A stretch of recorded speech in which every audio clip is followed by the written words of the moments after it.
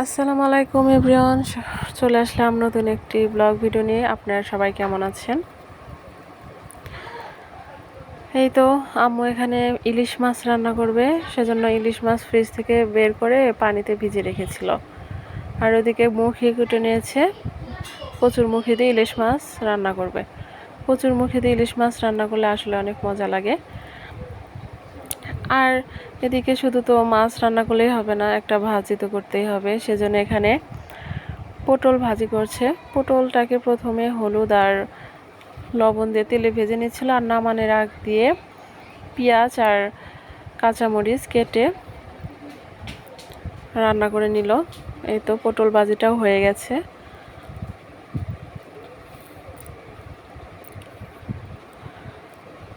আর এদিকে থেকে আমার সেই টোনাটুনি টুনটুনি খরগোশ টিনটাকে ওদের খড়ে দেওয়ার জন্য বের করেছি।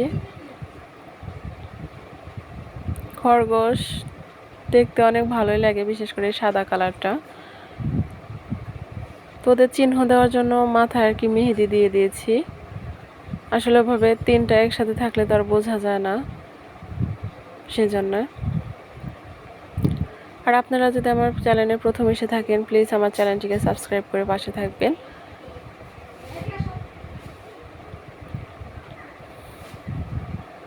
কেমন করে লাফাচ্ছে দেখছেন, কত খুশি হয়েছে। আসলে ওদের টোপার ভিতরে ধরে রাখা হয়, আর টোপার ভিতরে ধরে রাখলে ওদের জায়গা অনেক কম হয়, সেজন্য আর কি এত বড় একটা ঘর তৈরি করে দেওয়া হয়েছে ওদের জন্য।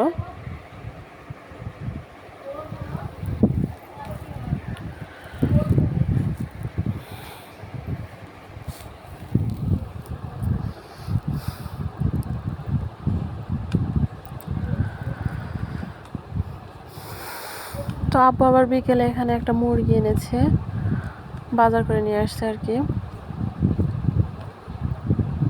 আর এখানে লাল শাক এনেছে, আর আম্মু ভাত উঠিয়ে দিয়েছে ওখানে, আলু বেগুন ভাতে দেবে। তো সকালে ঘুম থেকে উঠে গেছি, ঘুম থেকে উঠে দেখি আম্মু এখানে সেমাই রান্না করেছে।